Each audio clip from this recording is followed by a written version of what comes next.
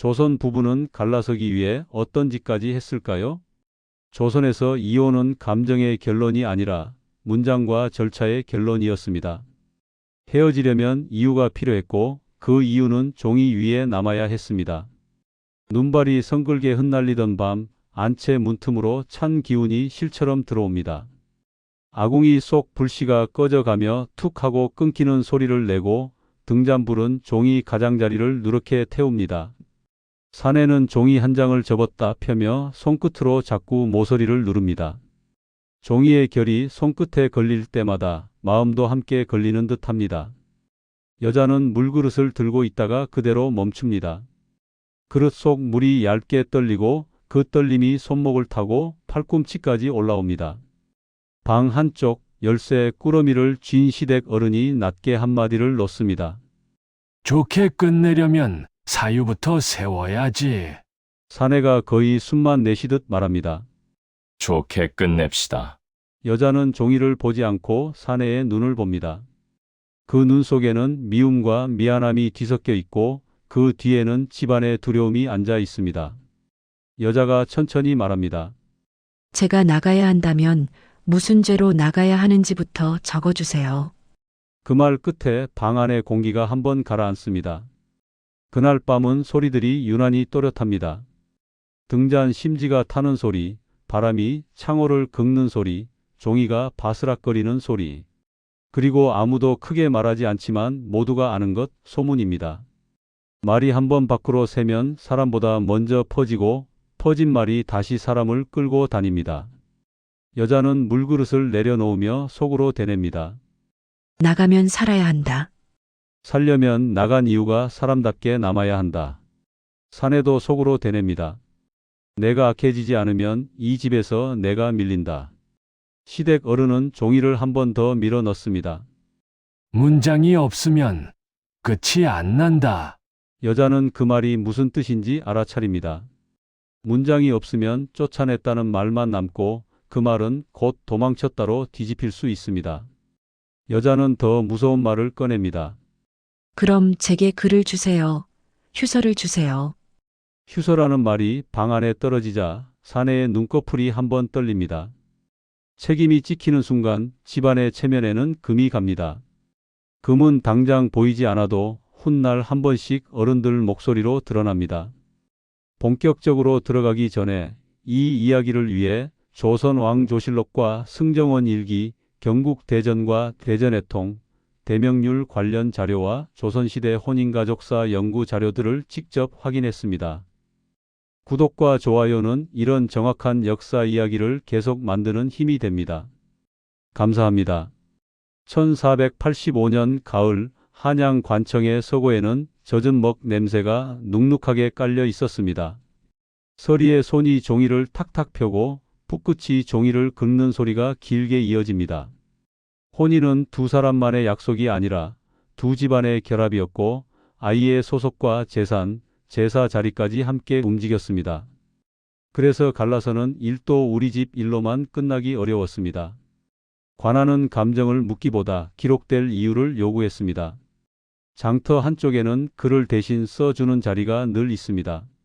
먹을 갈면 냄새가 진해지고 종이가 펴지면 사람의 얼굴이 더 굳습니다. 소지 한 장 써 주시오. 혼인 문서 하나 부탁하오. 돈 몇 잎이 종이 위로 올라가고 그 종이는 곧 사람의 다음 삶을 결정하는 표가 됩니다. 휴서 한 장은 누군가에게는 길이지만 누군가에게는 낙인이기도 합니다. 그 자리에서 서리가 젊은 부부를 마주 앉힙니다. 사내는 얼굴을 붉힌 채 팔짱을 끼고 있고 여자는 손끝에 고춧가루가 묻은 채 치마자락만 비빕니다. 서리가 묻습니다. 사유를 뭐로 할 겁니까? 사내가 퉁명스럽게 내뱉습니다. 그냥 안 맞습니다. 서리는 고개를 젓습니다. 그런 말은 종이에 못 올립니다. 그 순간 사람들은 사랑을 버리는 게 아니라 단어를 바꾸는 연습을 시작합니다. 단어가 바뀌면 같은 하루가 제목으로 바뀌기 때문입니다. 조선에서 이혼을 말할 때 자주 등장하는 틀이 칠거와 삼불거입니다. 칠거는 내보낼 수 있다고 여겨진 이유의 틀이었고 삼불거는 그 틀을 막는 울타리였습니다. 울타리가 있다는 말은 지켜준다는 뜻이기도 하지만 싸움의 기준이 생긴다는 뜻이기도 합니다. 기준이 생기면 사람들은 사실보다 통과할 말을 먼저 고릅니다. 그렇게 갈라서려는 마음은 종이 위에서 먼저 날이 서기 시작합니다. 1486년 초겨울 한양 도성 남쪽 관아 앞에는 새벽 안개가 낮게 깔리고 기다리는 사람들의 입김이 하얗게 피어올랐습니다. 등잔불 아래에서 사유를 적어 달라던 말은 결국 관아 문턱까지 사람을 끌고 옵니다. 남편의 한마디면 조선의 이혼은 끝났을까요? 사람들은 그 한마디가 늘 통하지 않는다는 걸 알고 있었습니다. 관아는 울분을 받아 적지 않습니다. 사유가 서는지 울타리가 있는지 그 둘을 먼저 가늠합니다. 관아 마당에는 줄이 길게 섭니다. 앞줄에는 술기운을 못 가신 사내가 서 있고 그 뒤에는 아이를 업은 여인이 서 있습니다. 아이의 머리에서 김이 모락모락 올라오고 여인의 옷자락 끝은 진흙에 젖어 무겁습니다.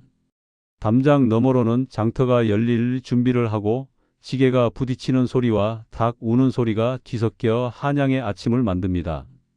그 소음 속에서 이혼 이야기는 더 작게 속삭여집니다. 크게 말하면 그 말이 소문이 되어 돌아올까 두렵기 때문입니다. 대명률의 큰 흐름에는 이유 없이 배우자를 내쫓는 일을 좋게 보지 않는 취지가 담깁니다. 갈라서려면 이유가 있어야 하고 그 이유가 부당하면 책임을 물을 수도 있다는 뜻입니다. 그래서 이혼은 가능하지만 마음대로는 아닌 형태로 작동합니다. 사람들은 이 문턱을 알기에 관아에 오기 전부터 말의 모양을 다듬습니다. 아전이 낮게 말합니다. 내보내려면 이유를 대야 합니다. 그 말은 규칙이자 경고입니다. 이유가 약하면 돌려보내고 이유가 크면 그 이유가 어디까지 사실인지 묻기 시작합니다.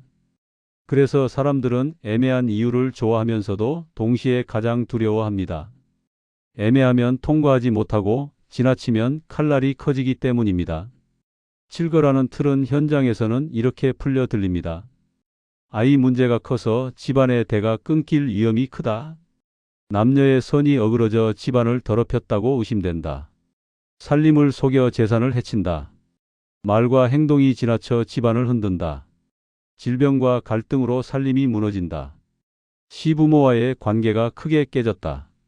그런 말들이 결국 내보낼 수 있다는 문장의 재료가 됩니다.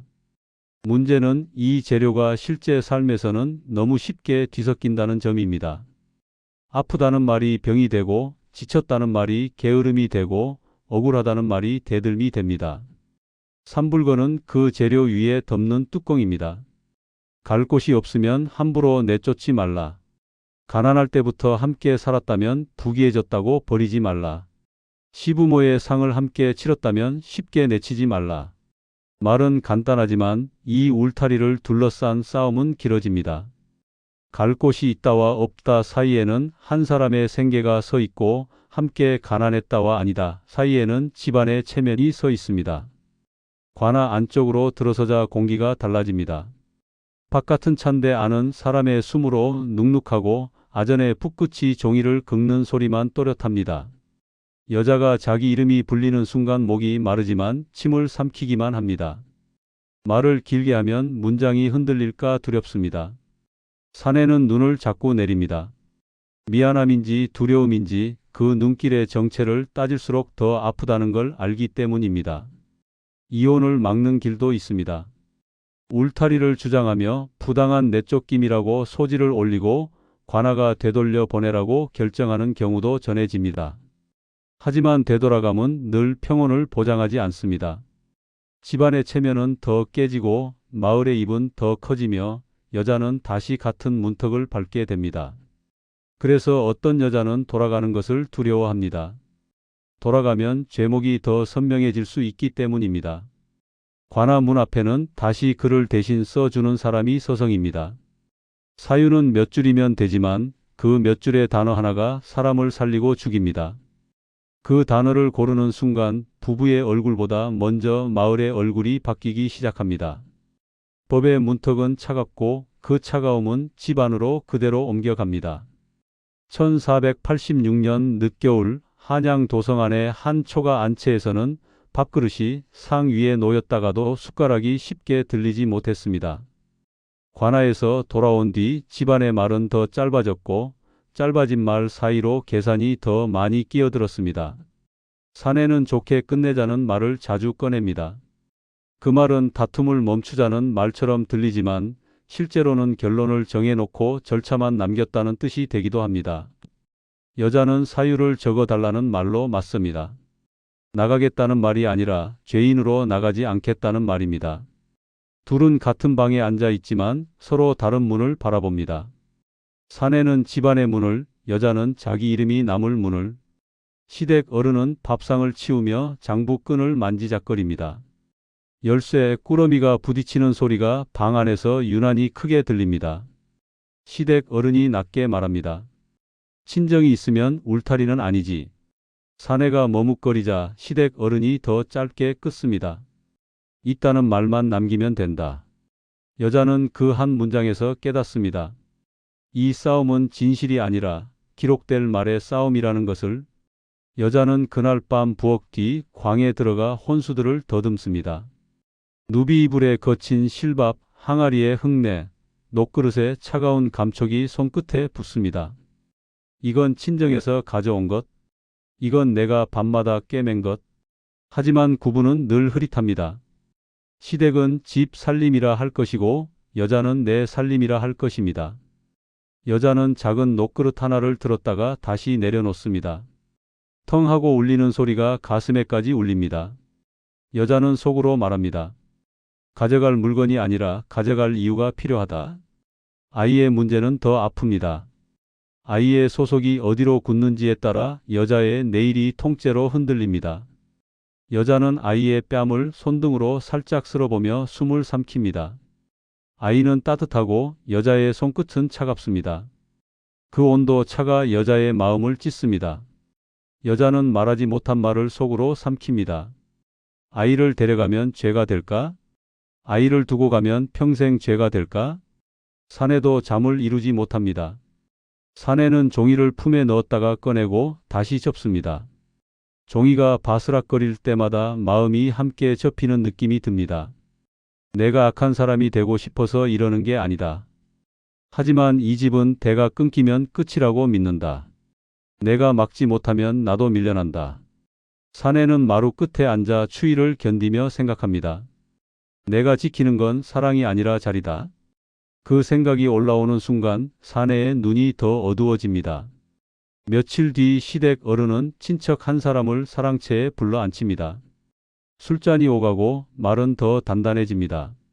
관아에 가면 내 말만으론 모자란다. 친척이 묻습니다. 뭐가 더 필요합니까? 시댁 어른이 답합니다. 입이 많을수록 문장은 단단해지고 단단한 문장은 길을 한쪽으로 굳힙니다.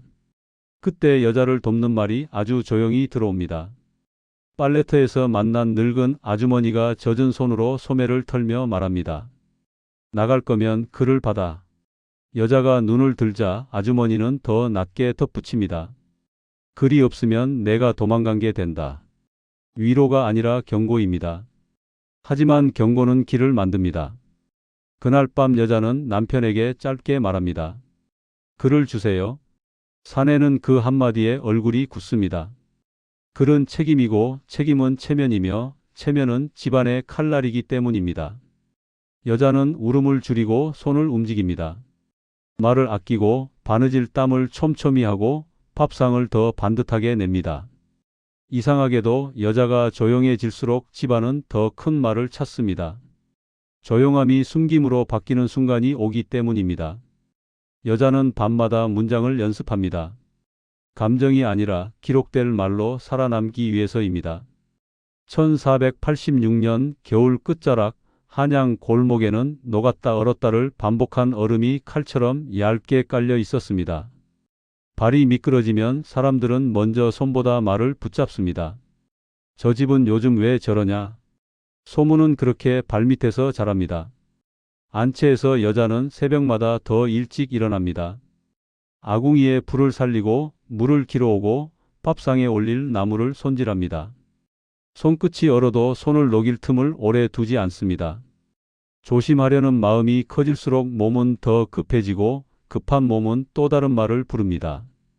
여자가 장독대 뚜껑을 들었다가 덮는 손길이 평소보다 빠른 날 마당 끝에서 누군가가 낮게 중얼거립니다. 저게 뭐 하려는 거냐? 여자는 숨을 고르며 대답합니다. 간장 떠서 찌개 끓이려는 겁니다. 사실을 말해도 사람들은 이미 자기 이야기를 갖고 있습니다. 시댁 어른은 일부러 안채 문 앞에 멈춰 섭니다. 여자가 무엇을 품는지 어디에 두는지 시선을 떼지 않습니다. 여자가 보따리를 만지자 시댁 어른이 바로 말합니다. 살림 챙기나? 여자가 대답합니다. 바느질감입니다. 시댁 어른이 끝에 가시를 남깁니다. 사람들 눈이 있다. 사람들 눈이 있다는 말은 사람들 입이 열린다는 말입니다. 끝밤 사랑채에는 이웃이 불려옵니다. 시댁 어른이 술잔을 채우며 묻습니다. 장독대에서 뭘 봤느냐? 이웃이 대답을 고릅니다. 뚜껑을 열었다 닫는 걸 봤습니다. 시댁 어른이 한 겹 더 얻습니다. 살림을 빼돌리려는 듯 했다. 그렇게 들리게 말해라. 이웃이 멈칫합니다. 그 멈칫한 틈에 시댁 어른이 낮게 누릅니다. 우리가 무너지면 너도 편치 않다. 고개 하나가 죄목 하나가 되는 순간입니다. 우물가에서도 말이 자랍니다. 저 집 며느리 살림을 빼돌린다더라. 아랫마을 서방이랑도 말을 섞었다더라. 여자는 물동이를 들다가 손이 미끄러질 뻔합니다. 물동이의 무게가 아니라 말의 무게가 손목을 꺾습니다. 부인하면 숨긴다가 되고 따지면 말이 많다가 됩니다. 침묵은 선택이 아니라 생존입니다. 그런데도 누군가는 또 말합니다. 말이 없으니 더 수상하다. 죄목이 커지면 위험도 커집니다. 남녀의 선을 건드리는 의심은 이혼만이 아니라 더 큰 문제로 번질 수 있습니다. 그래서 어떤 집은 칼을 꺼내대 칼끝이 자기에게 돌아오지 않게 조심합니다. 여자는 그 균형을 읽습니다. 남편과 시댁 어른이 가장 통과하기 쉬운 말을 찾고 있다는 걸 압니다. 그날 밤 여자는 사랑채 앞을 일부러 스쳐 지나갑니다. 문틈 사이로 남편의 목소리가 새어 나옵니다. 불화로 가자. 시댁 어른이 답합니다. 불화는 약하다. 남편이 조심스럽게 말합니다. 그럼 시부모 앞에서 대들었다. 여자는 그 순간 자기 삶이 단어로 잘리는 소리를 듣습니다. 대들었다는 단어 하나가 여자의 지난 시간 전체를 지워버릴 수 있습니다. 여자는 작은 선택을 합니다. 다음 날 아침 이웃집 마당에서 일부러 일을 돕습니다. 나뭇가지를 모아주고 물을 길어주고 아이의 신발끈을 묶어줍니다. 친절을 보이려는 게 아닙니다. 거짓 증인만 남는 판에서 그 여자가 그런 사람은 아니다라고 말해줄 입을 하나라도 남기려는 것입니다. 여자는 속으로 중얼거립니다. 내 편은 없어도 내 죄를 모른다는 편은 만들어야 한다. 며칠 뒤 새벽 시댁 어른은 여자를 불러 앉힙니다. 방 안에는 등잔이 하나뿐이고 등잔 주변만 환합니다. 시댁 어른이 종이를 내밀며 말합니다. 내가 스스로 잘못했다고 쓰면 서로 편하다.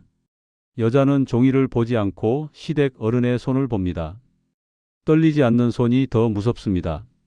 여자가 조용히 말합니다. 제가 잘못을 썼다면 그건 제 글이 아니라 협박의 글입니다. 그 말이 방 안을 서늘하게 가릅니다. 골목 끝에서 개가 짖고 눈 녹은 물이 고인 웅덩이를 밟을 때마다 찰박 소리가 납니다. 여자는 보따리 끈을 한 번 더 조여맵니다. 조이는 끈이 어깨를 파고들지만 어깨의 아픔이 마음의 아픔을 잠깐 덮어줍니다. 이제 관하로 가는 날이 눈앞에 와 있습니다. 1486년 겨울 한양 남부 관하의 마루 끝에서 아전이 먹을 갈고 풋끝을 세우며 종이를 탁탁 폈습니다. 마루 아래 얼어붙은 흙에서 올라오는 찬 기운과 먹 냄새가 섞여 사람의 속을 더 서늘하게 만듭니다. 아전이 먼저 말합니다. 내보내려는 사유를 대시오. 사내는 한숨을 삼키고 시댁 어른은 고개를 아주 작게 끄덕입니다. 여자는 보따리 끈을 쥔 손가락을 하나씩 접습니다. 떨림이 들키지 않게 하려는 몸의 요령입니다. 증인으로 불린 이웃은 마루 아래에서 눈을 자꾸 바닥으로 떨어뜨립니다. 마당 끝에 까치가 짧게 울고 그 울음이 재판의 시작을 알리는 종소리처럼 들립니다. 아전은 이름을 확인하고 혼인이 맺어진 시기를 확인하고 아이가 있는지도 확인합니다. 그 확인은 사람의 마음을 들여다보는 일이 아니라 책임을 기록에 맞추는 일입니다. 아전이 종이를 넘기며 말합니다. 사유가 규정에 맞아야 합니다. 그 말은 누구 편도 아닌 관아의 편입니다. 아전이 다시 묻습니다. 무슨 사유로 관계가 깨졌어? 시댁 어른이 먼저 답합니다. 말이 많았습니다. 아전이 받습니다. 말이 많아 어떤 해가 있었어? 시댁 어른이 쉬지 않고 말합니다. 시부모 앞에서 대들었습니다. 여자가 낮게 말합니다. 대든 게 아니라 아프다고 말한 겁니다. 아전은 고개를 끄덕이되 판단을 얼굴에 올리지 않습니다. 판단은 종이에 올리고 얼굴은 절차를 지킵니다. 아전이 남편을 봅니다. 그 말이 사실이요. 사내는 입술을 깨물고 고개를 끄덕입니다. 고개가 내려가는 속도가 너무 빠릅니다. 확신이라기보다 끝내고 싶다는 욕망에 가깝습니다. 여자는 그 고개를 보며 속으로 중얼거립니다.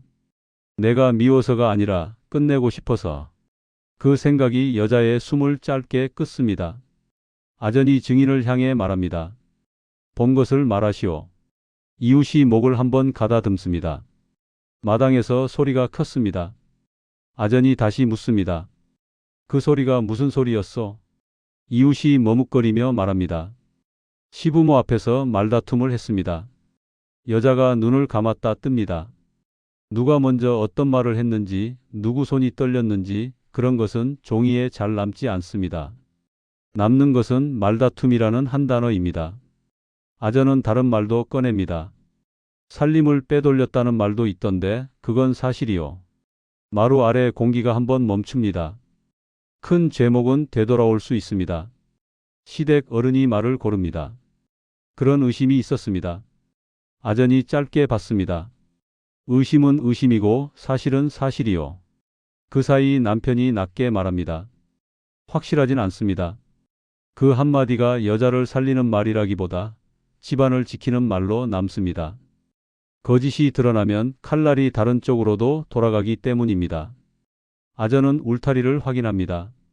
친정이 있어. 여자가 대답합니다. 있습니다. 여자가 덧붙입니다. 있어도 받아줄지 모릅니다. 아전의 풋끝이 잠깐 멈춥니다. 그러나 종이에 남는 말은 늘 짧습니다. 짧은 말이 재판에 오래 남고 짧은 말이 사람을 오래 묶습니다. 결국 사유는 가장 무난한 모양으로 정리됩니다.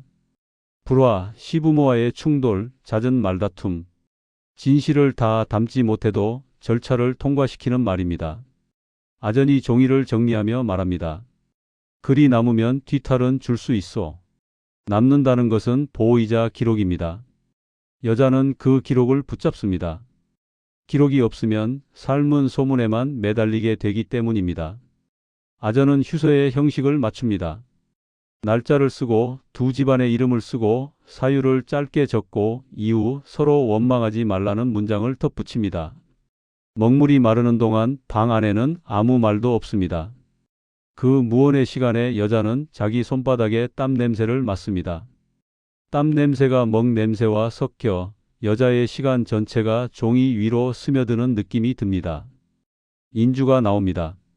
남편이 먼저 찍습니다. 붉은 인주가 손끝에 묻고 그 붉음이 종이에 남습니다. 이어서 증인이 찍고 마지막으로 여자가 찍습니다. 여자의 손가락이 인주에 닿는 순간 차갑고 미끈한 감촉이 손끝에서 심장까지 한 번에 올라옵니다. 여자는 숨을 아주 작게 내쉽습니다. 울음이 아니라 살아야 할 일들이 한꺼번에 떠오르기 때문입니다. 여자가 마지막으로 말합니다. 저도 한 장을 주세요. 남편이 망설이는 틈에 여자는 다시 말합니다. 훗날 제가 무엇으로 살아야 하는지 그 증거가 필요합니다. 아전이 종이를 한 장 더 꺼내 베껴 적습니다. 한 장이면 끝날 일을 두 장으로 늘렸다는 사실이 남편에게는 체면의 상처처럼 남습니다. 하지만 여자는 압니다. 그 한 장이 앞으로의 삶에서 도망이라는 말을 막아줄지도 모른다는 것을. 1487년 초봄 한양 성박 길목에는 눈이 다 녹지 않은 진창이 남아 있었고 바람은 젖은 흙 냄새를 얇게 실어 나르고 있었습니다. 여자는 보따리를 한쪽 어깨로 올려 메고 품속 깊은 곳에 종이 한 장을 넣어둔 채 천천히 걸었습니다. 여자는 일부러 걸음을 느리게 합니다. 급히 걷다 넘어지면 사람들은 넘어짐보다 도망이라는 말을 먼저 붙일 수 있기 때문입니다. 마을 어귀에서 한 번, 다리 아래에서 한 번 숨을 고르며 멈춥니다. 멈춤은 울음이 아니라 계산입니다. 살아남기 위한 계산입니다. 친정 대문 앞에서 여자는 한 번 더 멈춥니다. 어릴 때는 낮았던 문턱이 오늘은 유난히 높아 보입니다. 문 안쪽에서 어머니가 발을 끌며 나옵니다. 어머니는 반가움보다 먼저 주변을 한번 훑습니다. 마을에 눈이 이미 따라붙고 있다는 것을 어머니도 알기 때문입니다. 어머니가 조용히 말합니다. 왔느냐? 여자는 고개를 끄덕이고 종이를 꺼내 보입니다. 어머니가 종이를 받지 않고 잠깐 공중에서 바라보기만 합니다. 어머니가 손끝으로 모서리를 살짝 만지며 말합니다. 이게 내 목숨줄이냐? 여자가 아주 작게 대답합니다. 네. 집 안으로 들어가자 공기는 따뜻해지지만 여자의 등은 더 굳습니다. 형제들은 말이 적습니다. 그 침묵은 미움이라기보다 셈에 가깝습니다. 이 집안의 체면이 어디까지 흔들릴지, 앞으로의 살림이 어떻게 줄어들지 계산이 먼저 돌아갑니다. 여자는 방 한쪽에 보따리를 내려놓고 손을 펴봅니다. 물동이 끈 자국이 아직 선명합니다. 그 자국은 지난날의 노동이자 앞으로의 생존입니다. 먹고 사는 문제는 곧 몸을 붙잡습니다. 여자는 빨래터로 나가 찬물에 손을 담그고 바느질을 맡고 남의 집 아이를 업어주기도 합니다. 손등이 벌겋게 오르고 바늘을 잡으면 손끝이 저릿합니다. 그때마다 사람들은 여자의 손보다 여자의 과거를 먼저 만집니다. 그 집에서 왜 나왔대? 여자는 대꾸를 줄입니다. 대꾸가 길어지면 또 다른 말이 붙기 때문입니다. 대신 여자는 이를 더 정확히 합니다. 삐뚤한 땀이 나오지 않게, 덜 헹궈졌다는 말이 나오지 않게. 자기 삶을 지키는 방식이 더 많은 노동이 되는 순간입니다. 아이의 숨소리는 이제 멀리 있습니다. 여자는 밤마다 아이의 얼굴을 떠올립니다. 따뜻한 기억이 오래 붙어 있을수록 더 아픕니다. 돌아갈 곳을 만들기 때문입니다. 여자는 등잔불 아래에서 종이 한 장을 다시 꺼내 펼쳤다가 조심히 접어 품속에 넣습니다. 종이를 접는 소리가 작지만 그 소리가 마음을 정돈해 줍니다. 재혼의 문도 있습니다. 하지만 그 문은 누구에게나 같은 높이가 아닙니다. 중매를 보던 여인이 친정집 앞까지 찾아와 웃으며 말할 때 눈은 여자의 품을 슬쩍 봅니다. 휴서가 있는지, 소문이 얼마나 단단한지, 그 집의 기둥이 얼마나 흔들리는지 눈이 먼저 계산합니다. 여자는 그 눈을 보며 속으로 말합니다. 사람이 아니라 내 사정이 들어온다. 그날 여자는 중매를 돌려보냅니다. 문을 닫는 손이 떨리지만 떨림을 숨기지 않습니다. 숨기면 또 다른 말이 붙을 것 같아서입니다. 한편 남편의 집은 겉으로는 조용해진 듯 보입니다. 하지만 조용해진 것은 평온이 아니라 공허일 때가 많습니다. 밥상은 차려지지만 젓가락 소리에 리듬이 바뀝니다. 남편은 어느 날 밤 종이를 꺼내보고 다시 접어 넣습니다. 종이가 바스락거릴 때마다 자기 손이 한 사람의 인생을 접어버렸다는 느낌을 지우지 못합니다. 시댁 어른은 말합니다. 집안이 정리됐다.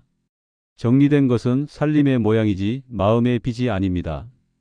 가을이 오면 여자는 시장에서 작은 장사를 시작합니다. 손바느질로 만든 보자기와 헝겊을 펼쳐놓고 값도 세게 부르지 않습니다. 그저 꾸준히 팔아 꾸준히 먹고 살기 위한 장사입니다. 그때 누군가가 툭 던지듯 말합니다. 혼자요? 여자는 잠깐 웃었다가 웃음을 거둡니다. 웃음이 남으면 가벼운 사람이 될까 두렵고 웃음이 없으면 불쌍한 사람이 될까 두렵습니다. 여자는 대신 품속을 살짝 누릅니다. 종이 한 장이 거기 있습니다. 필요할 때만 꺼내고 평소에는 숨깁니다. 증명은 때로 보지만 동시에 낙인을 더 또렷하게 만들 수 있기 때문입니다. 겨울이 다시 오기 전 여자는 우연히 관아 앞을 스쳐 지나갑니다. 마루 아래에는 또 다른 사람들이 줄을 서 있고 또 다른 보따리들이 어깨를 누릅니다. 여자는 그 줄을 보며 잠깐 멈춥니다. 자기 이야기가 끝난 게 아니라 다른 누군가의 이야기로 계속 이어지고 있다는 걸 알기 때문입니다. 그날 여자는 집에 돌아와 어머니가 끓여준 뜨거운 국물을 한 숟갈 떠 먹습니다. 목을 타고 내려가는 뜨거움이 아주 잠깐만 세상을 덜 차갑게 만듭니다. 조선의 이혼은 단지 사랑이 끝나는 일이 아니라 기록과 체면과 소문이 사람을 어떻게 밀어내는가의 문제이기도 했습니다. 갈라서려면 사유가 필요했고 그 사유를 세우는 과정에서 사람들은 서로를 문장으로 찔렀습니다. 누군가는 입을 빌렸고 누군가는 종이를 붙잡았고 누군가는 끝내 침묵으로 버텼습니다. 그래서 이혼하려고 이런 짓까지 했다는 말은 과장이라기보다 구조가 사람을 몰아붙인 흔적에 가깝습니다. 다만 그 끝에 남는 것은 통쾌함보다 공허일 때가 많았습니다. 종이 한 장이 모든 것을 정리해 준 것처럼 보여도 마음은 종이처럼 곱게 접히지 않기 때문입니다. 오늘 이야기는 여기까지입니다. 끝까지 함께해 주셔서 고맙습니다. 날이 춥습니다. 감기 조심하시고 늘 건강하시길 바랍니다. 이 영상이 좋았다면 구독과 좋아요, 알림 설정이 한국 역사관을 계속 만들 힘이 됩니다. 댓글로 오늘 가장 인상 깊었던 장면과 다음에 다뤘으면 하는 주제를 한 가지 남겨주세요. 가족이나 가까운 분께 살짝 공유해 주셔도 큰 힘이 됩니다. 감사합니다.